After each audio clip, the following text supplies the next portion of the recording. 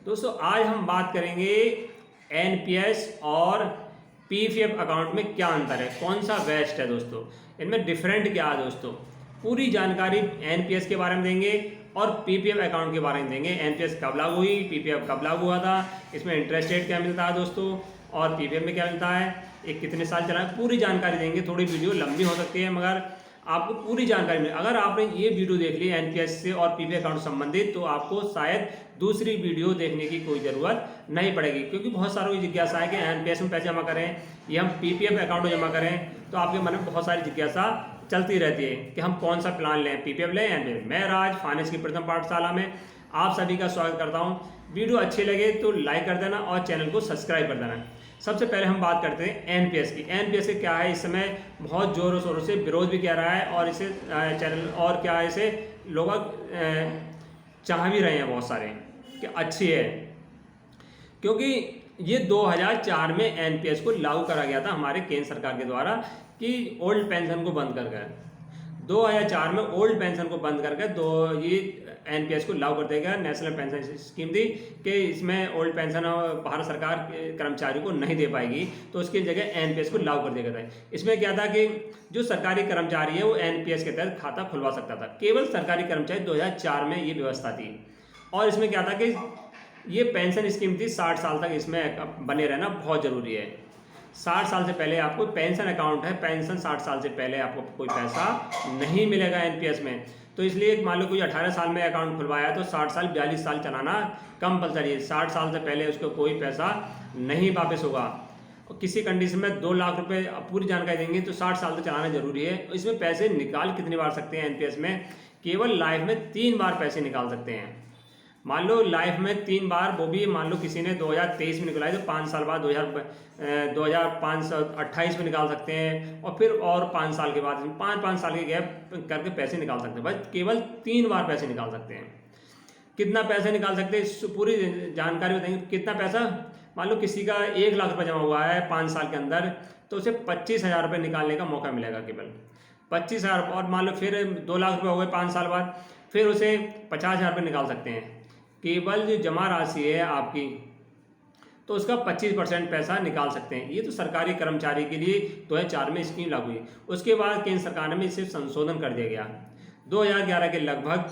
तो इसमें संशोधन कर दिया गया कि अब क्या है कि प्राइवेट कर्मचारी हो गए या प्राइवेट कोई भी व्यक्ति हो गया, दिहाड़ी मजदूर हो गया, कोई व्यापारी हो गया, किसान हो गया, वो भी इस योजना का लाभ ले सकता है दोस्तों। अब ये अपडेट कर दिया गया था कि इसमें अब कोई भी एनपीएस के तहत खाता खुलवा सकता है, वो भी अपनी पेंशन 60 साल के बाद प्राप्त कर सकता है। बहुत ही बेस्ट कर दिया। ये केवल सरकारी कर्मचारी को नुकसानदायक हो सकता है, मगर प्राइवेट कर्मचारी उनके लिए बेस्ट कर दिया एक।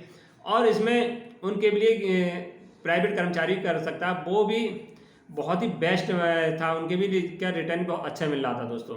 अब इसमें बात कर लेते हैं कि इसमें डॉक्यूमेंट क्या क्या चाहिए होते हैं। प्राइवेट कर्मचारी जुड़ गए, सरकारी भी जुड़ गए, तो डॉक्यूमेंट क्या है, आधार कार्ड, पैन कार्ड की आवश्यक है दोस्तों, और एक फ़ोटो।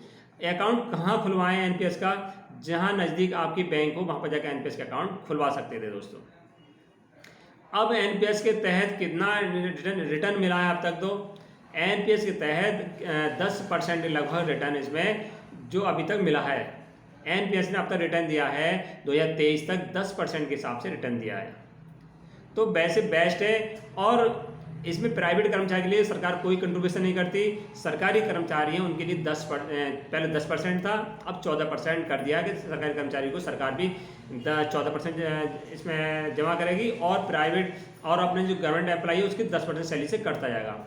इसका विरोध भी करा सरकारी कर्मचारियों ने, क्योंकि एनपीएस में कोई भी फिक्स नहीं था, कि शेयर मार्केट हिसाब था, तो सरकारी कर्मचारी इसका विरोध कर रहे हैं। मगर प्राइवेट है उनके लिए बेस्ट है, उनके रिटर्न 10 से 15 तक मिल जाएगा, उनके लिए कोई घाटे का सौदा नहीं है। सरकारी कर्मचारी क्या है, उनके घाटे का सौदा है, क्योंकि जो पुरानी पेंशन थी उसके वेतन का लास्ट वेतन होता था उसका 50% हमें मिलता था।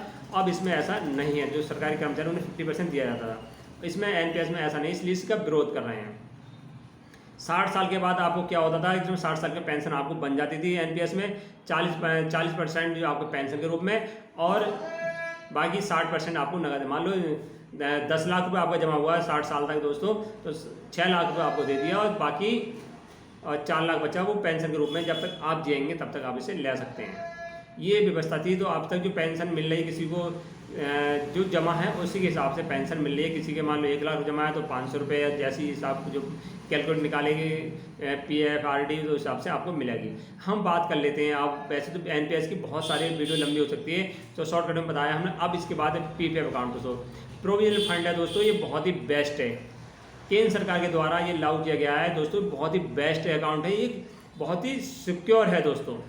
ये अकाउंट क्या है कि मान लो कोई दिवालिया घोषित हो गया, कुछ भी भुखमरी आ गई, कुछ भी आ गया, तो आपका पैसा इसमें PPF अकाउंट में सुरक्षित है। कोई भी भारत का नागरिक PPF अकाउंट में पैसा जमा कर सकता है। भविष्य निधि होती है दोस्तों, ये अकाउंट वो 60 साल तक चलाना होता है। ये PPF अकाउंट 15 साल तक चलाना जरूरी है दोस्तों। 15 साल का लॉन्ग पीरियड होता है। मान लो आपने 2023 में अकाउंट खुलवाया तो आपको 15 साल ये चलाना जरूरी है। इसमें कम से कम कितना पैसा जमा कर सकते हैं दोस्तों? इसमें कम से कम 500 रुपये महीने साल की जमा करना जरूरी है। अगर आपने किसी साल 500 जमा नहीं करे तो पेनल्टी आपको 50 रुपये पड़ जाएगी दोस्तों। तो आप कोशिश करें PPF अकाउंट में कम से कम 500 रुपये, अधिक से अधिक कितना पैसा जमा कर सकते हैं दोस्तों?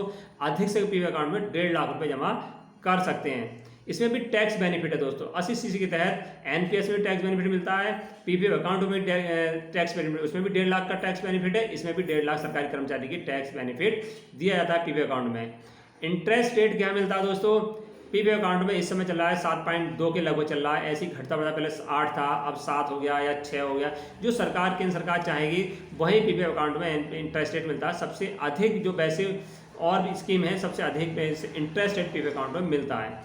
तो ये 5 और ये डॉक्यूमेंट क्या क्या चाहिए? और डॉक्यूमेंट इसमें आधार कार्ड, पैन कार्ड की आवश्यक है। बस एक फोटो जो लगता है दोस्तों। कहाँ खुलवा सकते हैं? जहाँ आपका सेविंग अकाउंट है, किसी बैंक में जहाँ सेविंग अकाउंट है वहाँ PPF अकाउंट खुलवा सकते हैं।